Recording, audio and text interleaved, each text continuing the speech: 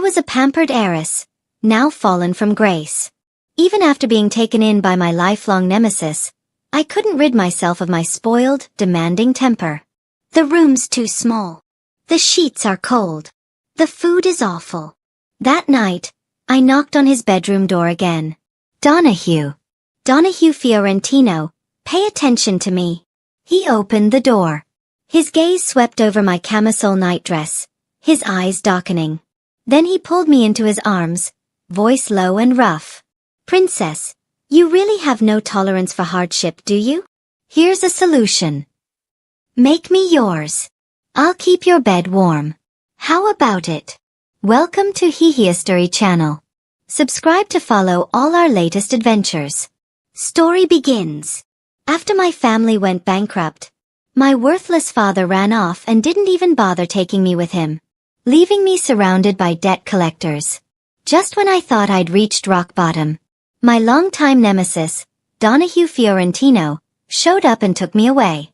I holed up in the room he gave me and cried non-stop. I couldn't accept it. That I'd lost everything. And been abandoned by my own family.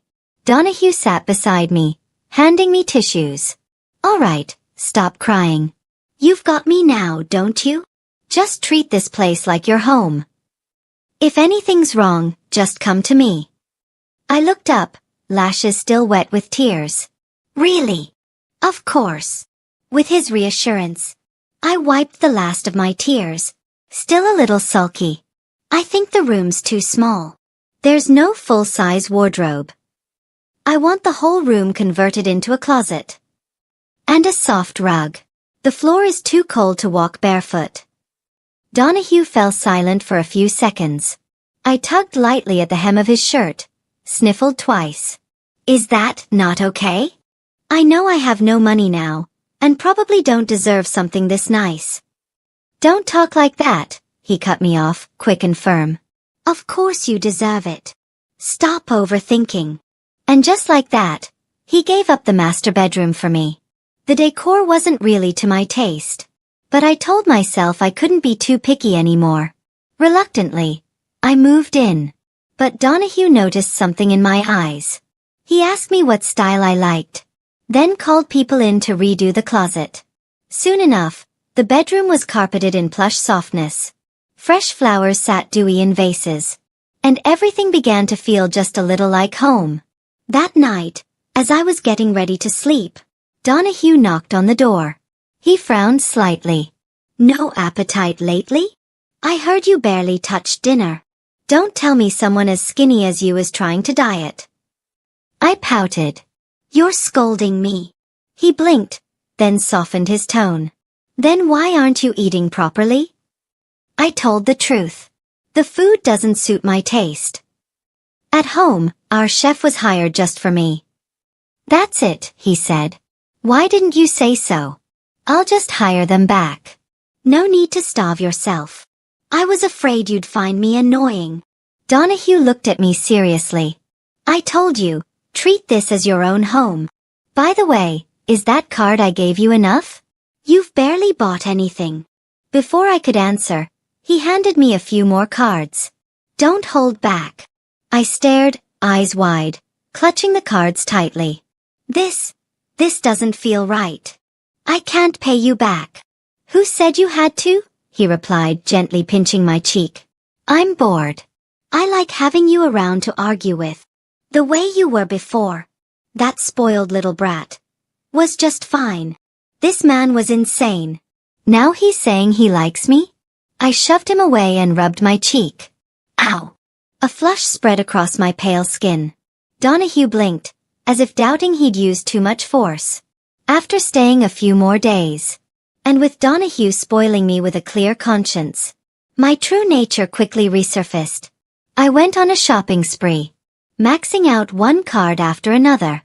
Only when the massive walk-in closet was packed with gorgeous clothes, handbags, and shoes, did I finally feel at peace.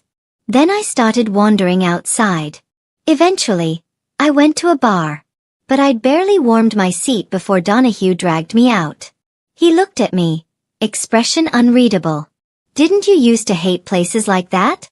Well, I said, fidgeting. I don't dare go to galas anymore.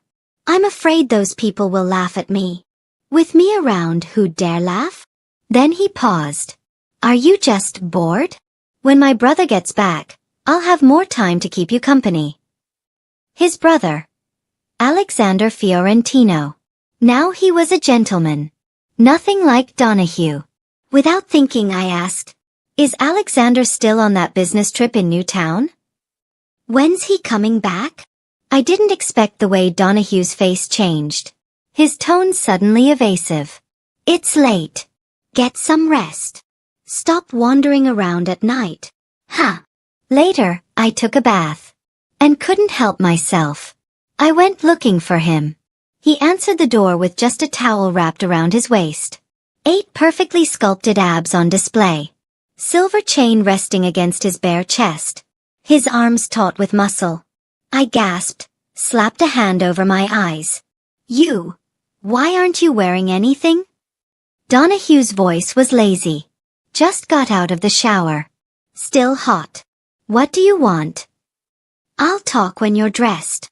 He went back inside, threw on pajamas, and returned with a faint smile. Seeing his good mood, I hesitated, then said softly, I haven't been sleeping well lately. Not used to the bed? I nodded. I think it's the cold sheets. And the lights are too harsh. Sleeping alone feels lonely. Donahue paused. How did you sleep back at home? Finally, we were getting somewhere. I want you to stay with me. What? I know it's probably not proper, but it's not like it's impossible. 3 minutes later, Donahue was sitting at the edge of my bed holding a storybook. I'd tucked myself under the blanket, clutching my stuffed bear. They used to read me stories when I couldn't fall asleep, I explained. Just be quiet when you leave. And leave the bedside light on. He looked at me for a long moment, then let out a laugh. You're such a little princess. Then his voice, low and steady, began to narrate the story. Clutching my bear, I slowly drifted off. The next morning, he came knocking for breakfast. He knocked for so long it rattled my soul. I stormed over in my slippers, hair a mess, furious. Donahue Fiorentino. What is wrong with you? I'll come eat when I'm hungry. Quit knocking. You're so annoying. He leaned against the doorframe.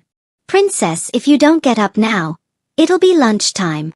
I haven't had enough sleep. Eat first, then go back to bed. Skipping breakfast's bad for your stomach. I muttered, why do you care about whether I eat breakfast today? Day off. Oh. Next time, don't knock. Just come in. At that, Donahue stood up straighter and gave me a look. One I couldn't quite read. I turned and headed to the washroom. Later, I dragged Donahue Fiorentino out to go hiking. But I barely walked a few steps before complaining I was tired. Donahue chuckled. Princess, how did you even think of hiking with stamina like that? How was I supposed to know the elevator to the mountaintop would be out of order today? I couldn't make it up the trail, and I wasn't about to give up either. It's just, I heard the maple leaves up there have turned red. They must be beautiful, I said wistfully, then looked straight at Donahue, not moving. He paused. So do you want me to carry you? On your back or in my arms? Either's fine. I opened my arms and leaned toward him. Try and see if I'm heavy. Donahue stiffened for a moment, then easily lifted me, brows lifted with pride. Don't worry, light as a feather. Good thing I've been working out. He carried me all the way up like it was nothing. Even took some flattering photos for me at the summit.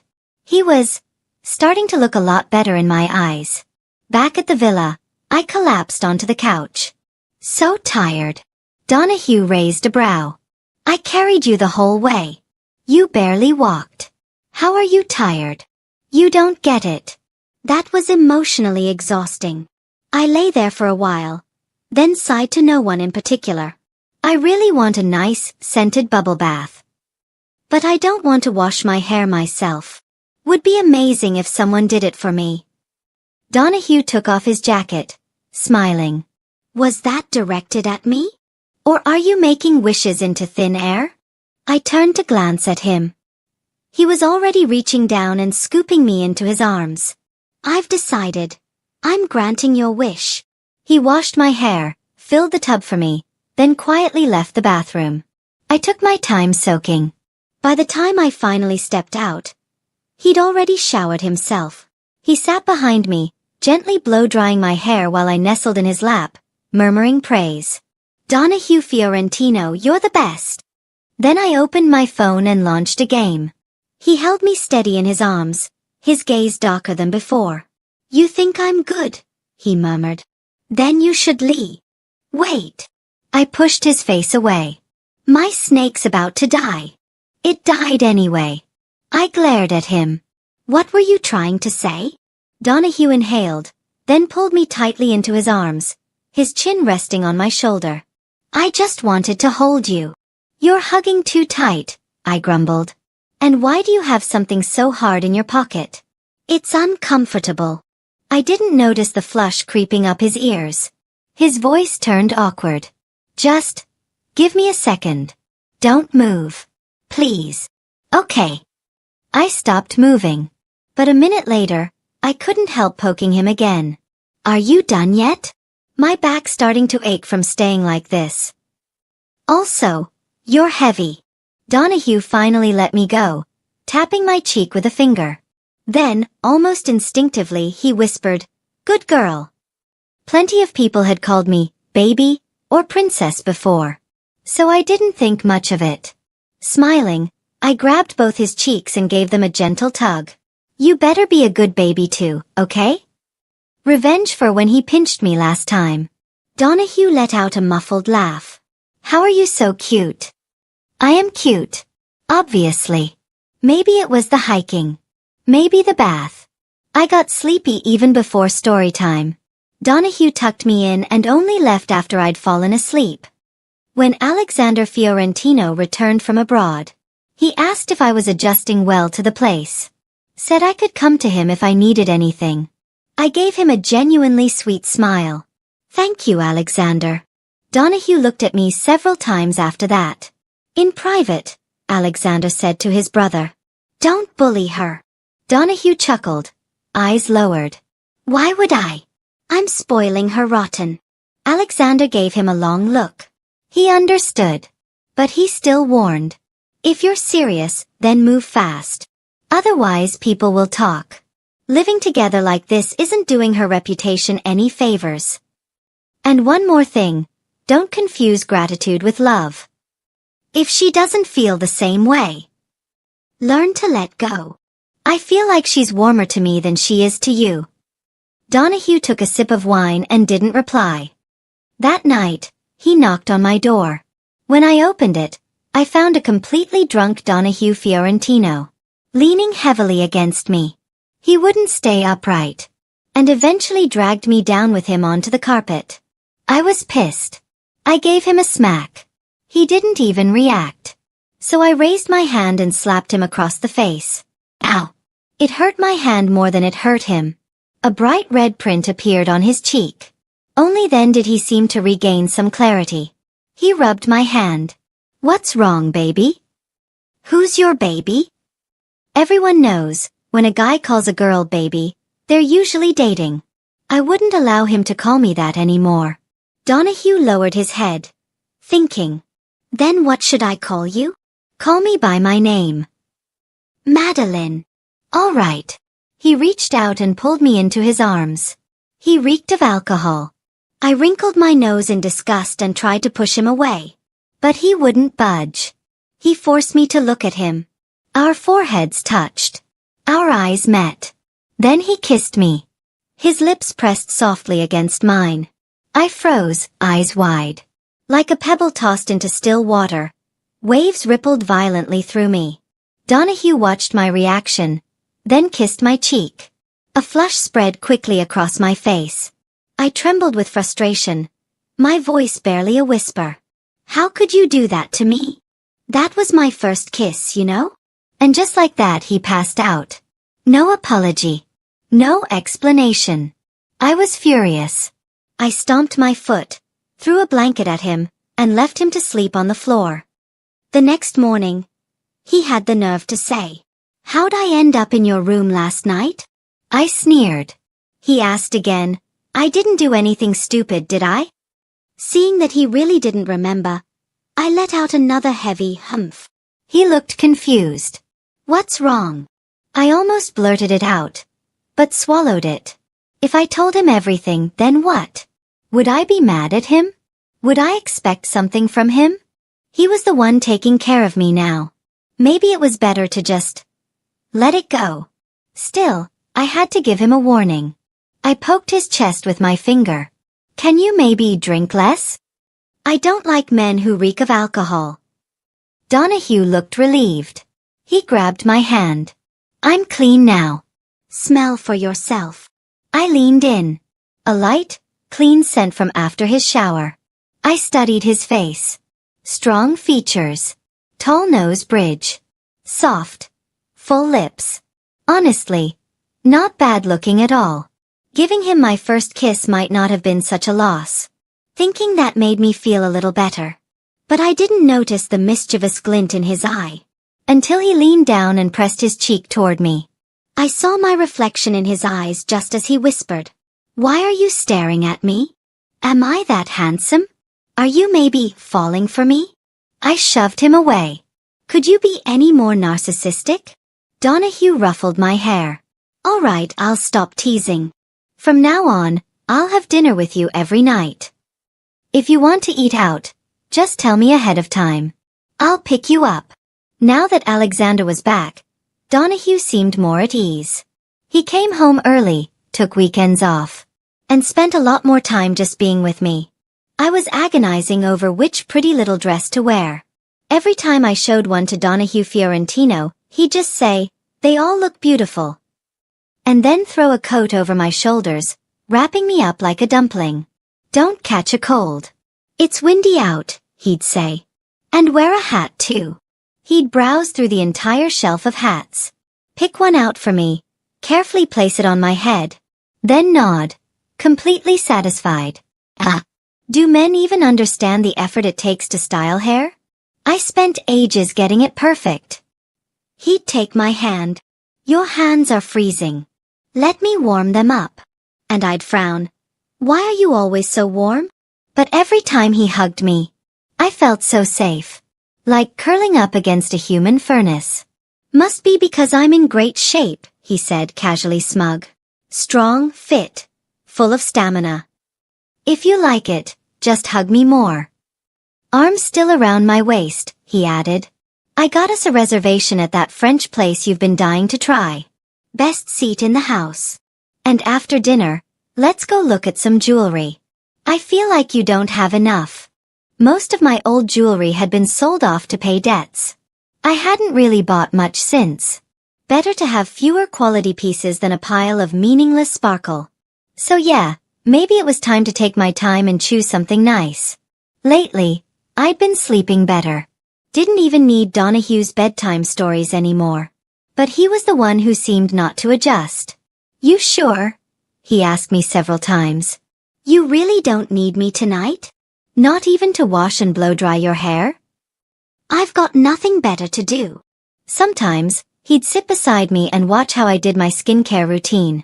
Then he'd point at the cream and ask for some too. He even tried braiding my hair once. The results were hideous. I was laughing and crying at the same time, demanding he stop.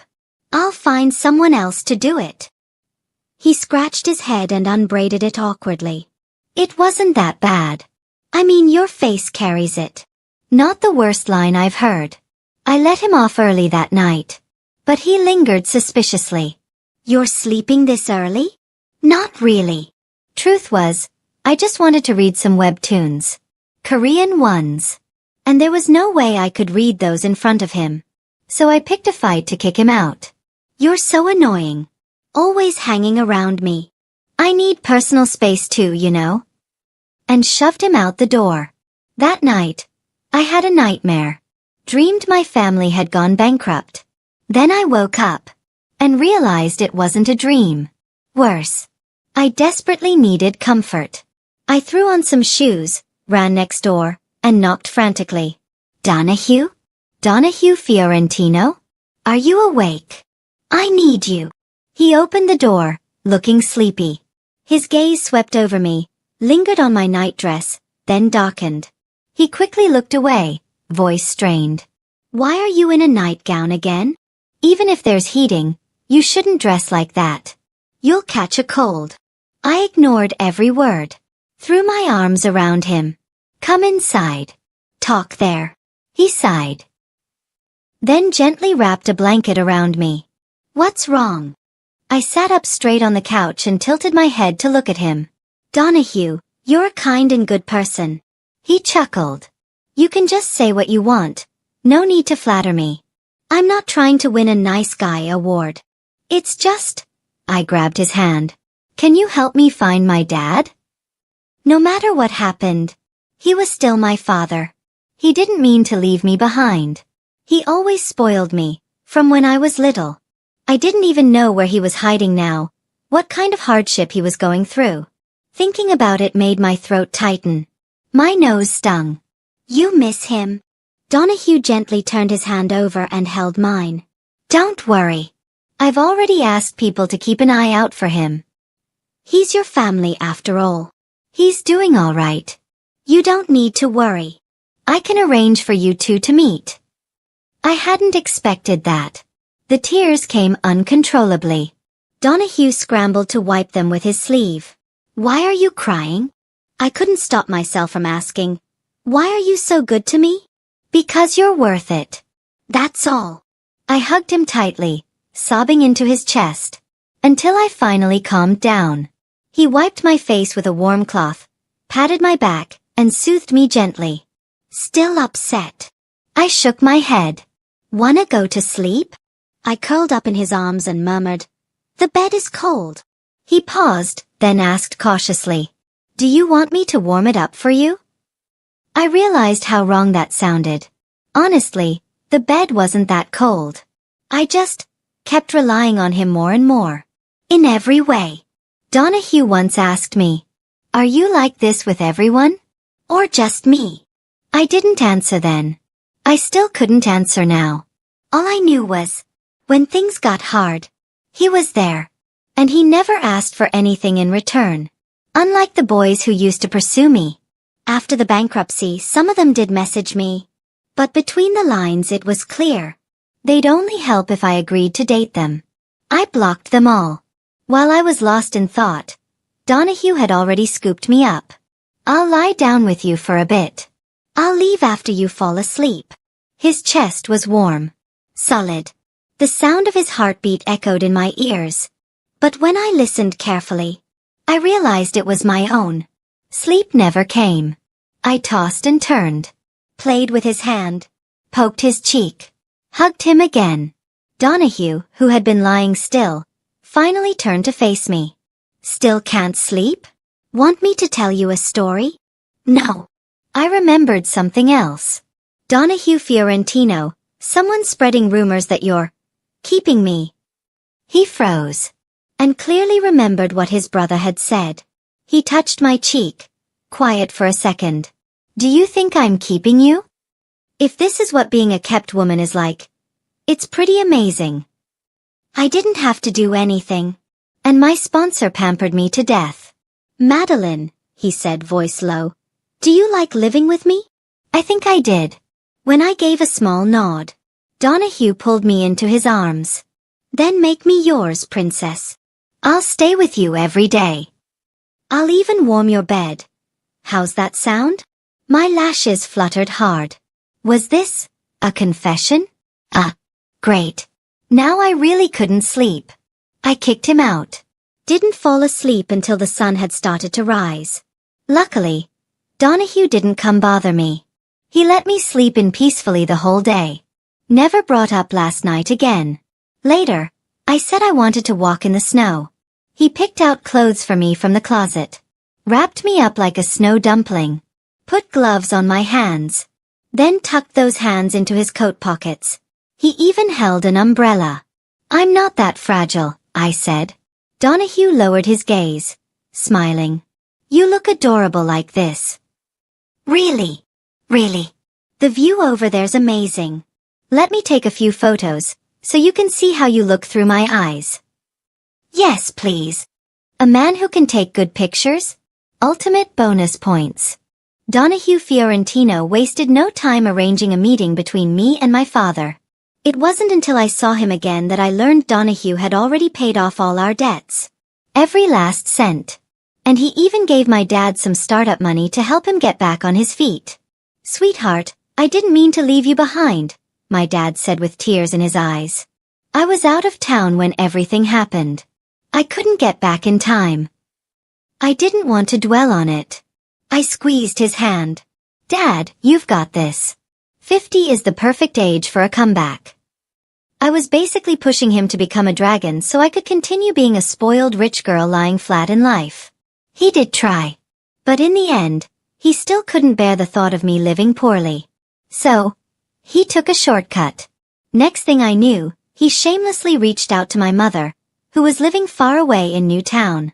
The woman had been nothing more than a name in my memory. I'd heard they married for the sake of family ties and quietly divorced after I was born. Dad once told me, being with your mom for that brief time was the greatest happiness of my life. She looked a lot like me. Well-maintained, charming, but with sharper features. There were already other men at her side, and 2 other children.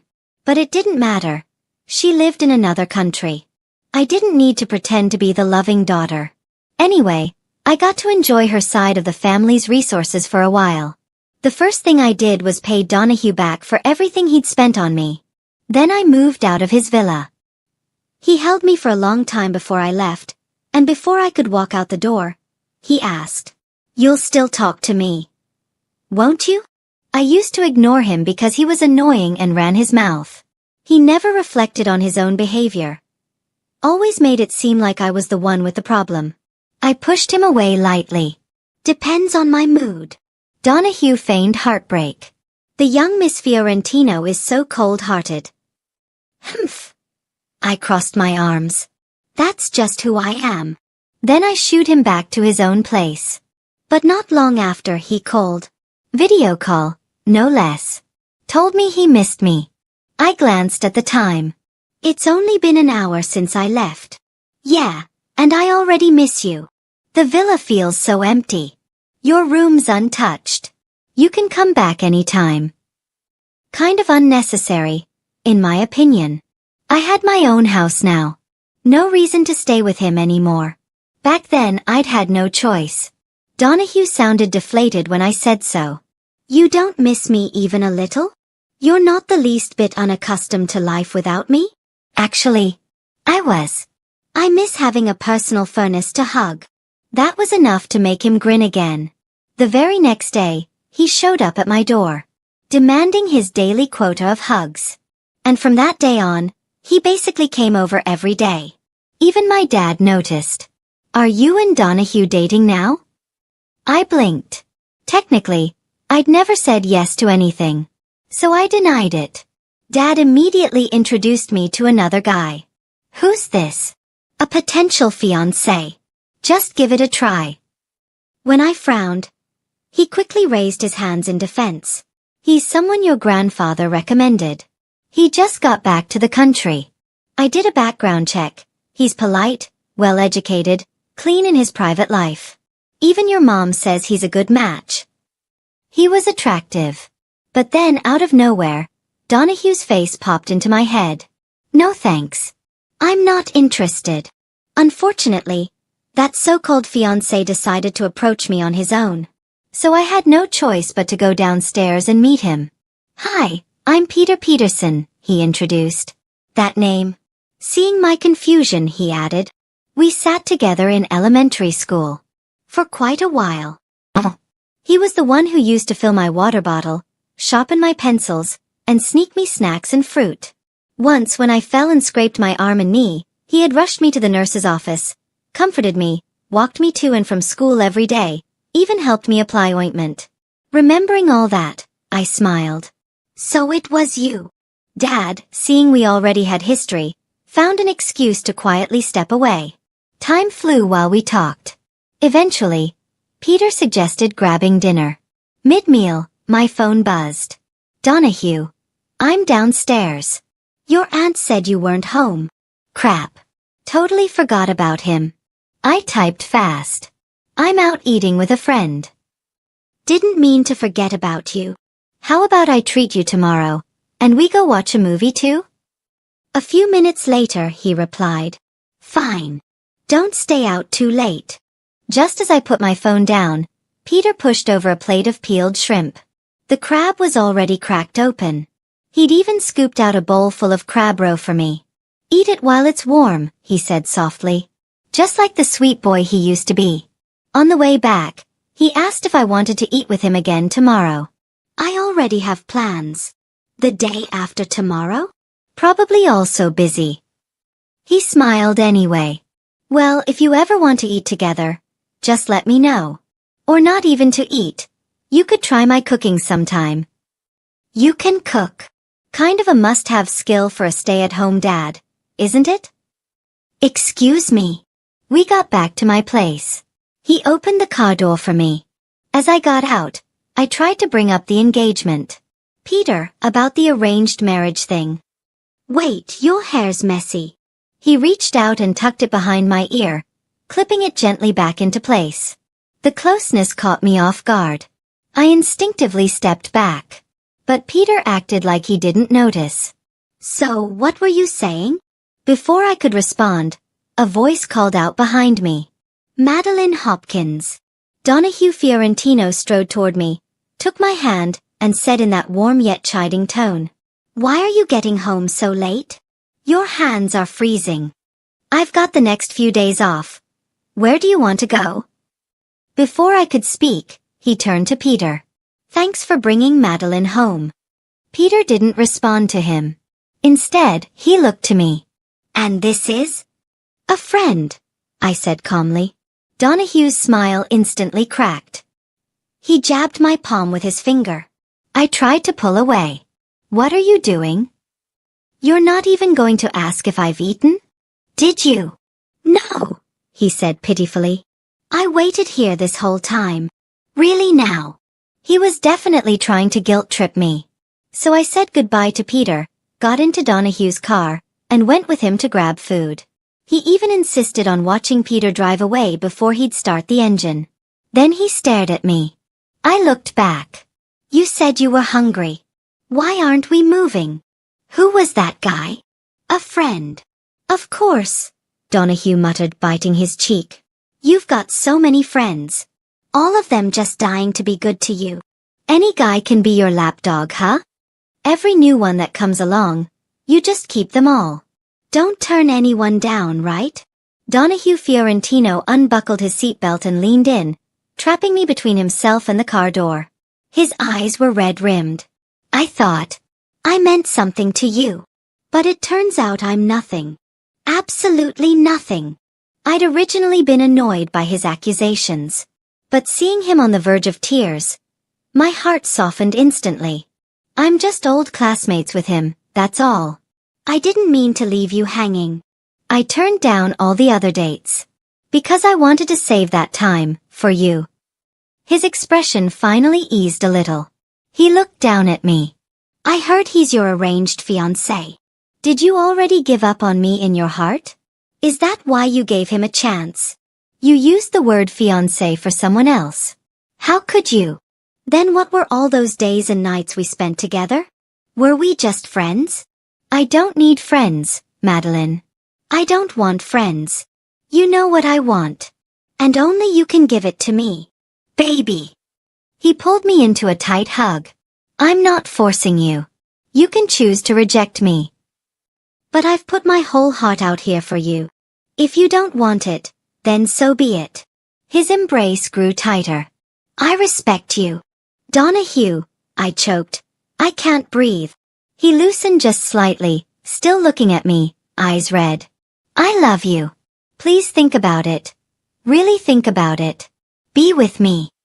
I want to be the man who has a title in your life. I want to be the reason you say no to other people. I want to marry you. So if there had to be an arranged marriage, why not me? Why am I not good enough? I awkwardly patted his back. Don't cry, Donahue. I had zero experience comforting crying men. I thought maybe a kiss would help? Before I could act, he straightened up, wiped away his tears in one dramatic swipe, and clearly embarrassed, muttered, "You can go. I'm not hungry anymore. You'll get sick if you don't eat. Then let me starve. No one cares anyway." Since when did I not realize he could be this childish? I yanked him back, hooked my arms around his neck, and planted a quick kiss on his lips. "Donahue, eat. I do care." His hands trembled. "You kissed me. What does that mean?" I'm a traditional guy, Madeline. I only kiss my wife on the lips. You've taken my purity. You have to take responsibility now." "Excuse me?" I kissed him again. And again. Then I smirked. "Why should I take responsibility? I kiss whoever I want. If you don't let me kiss you, I'll just find someone else who will. If you don't behave, I'll go find someone who does." I didn't even finish my sentence before he shut me up with a kiss. A real one. Tongue and all. I had no way of fighting back. Afterward, I was grumpy. "You're way too experienced. Makes me think you've been around. I'm starting to regret it." "Excuse me?" he gaped. "You're questioning my innocence? You think I'm not pure? I've only ever liked you. That kiss was my first too." Tongue was instinct, okay? And if you're so unsure, maybe it's because you never paid attention to me before. You didn't care about me at all. You're just trying to push me away with excuses now, aren't you? Cold-hearted heiress. Do you have to be this mean? I ignored him. Not until I'd teased him enough did I finally let him off the hook. A few months later, Donahue started pushing for an engagement. I hesitated. Marriage is kind of a big deal. We haven't even been dating that long. Then let's just get engaged. We'll decide when to marry later. Your call. Why the rush? Because I want it. I don't feel secure. He rubbed his face against my neck like a spoiled cat. Please. I pushed at his face and tried to get off his lap. But Donahue clung tighter. We're not even married yet and you're already so distant. I have to initiate every kiss. Now you don't even want to hug me. You stopped using the credit card I gave you. Why are you drawing such clear lines with me? Who the hell kisses for hours a day? I'd had enough of his clinginess. And besides, now that my family was back on its feet, I didn't need to spend his money anymore. Donahue Fiorentino, stop being ridiculous. But he kept pouting. Wife, please take pity on me. I just want to live with you sooner. Your dad's always traveling. Who's going to take care of you? Aren't you scared sleeping alone at night? I'm scared. Boo-hoo.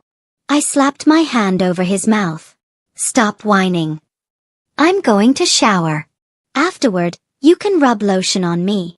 Only then did he calm down, carrying me to the bathroom. Want me to help wash you?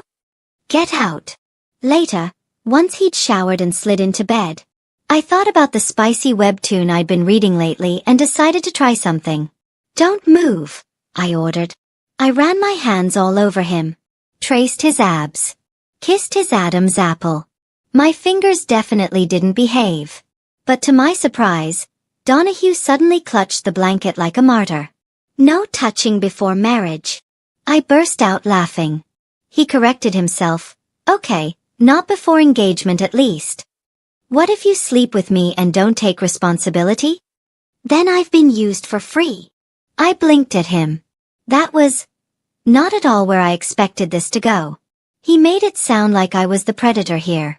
Yet his body was reacting in ways his mouth clearly denied. I scowled. Out. Immediately, his demeanor changed. He crawled back over, massaging my shoulders and legs. You can have me. However you want. Baby. Wife. Is this pressure okay? Eventually I gave in. We got engaged. On the day of our engagement party, Donahue was grinning from ear to ear. Yes, that's my fiancé. The date's not set yet, but when it is, You have to come drink with us." Then he turned to one of my former suitors and said loudly, "Oops, babe. I think I had too much wine. Can you hold me up?" And then kissed me right there. I pinched his waist under the table. "Okay, that's enough. Hee hee. Say husband for me, fiancé." Was he actually drunk? After the engagement, he pestered me to move back in with him. Said we should test run married life. Which, honestly, wasn't a bad idea. If we weren't compatible, better to find out now. So I moved back in. Donahue went all out. Skin treatments, a new hairstyle. Even shaved off the leg hair I'd made fun of before. He spent forever in the shower.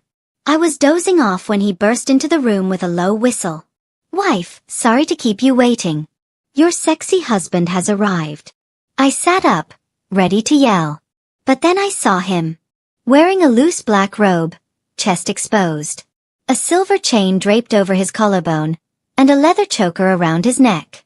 He knelt on the bed dramatically, kissed me hard, and whispered in my ear, "Tonight, you may do whatever you please with me.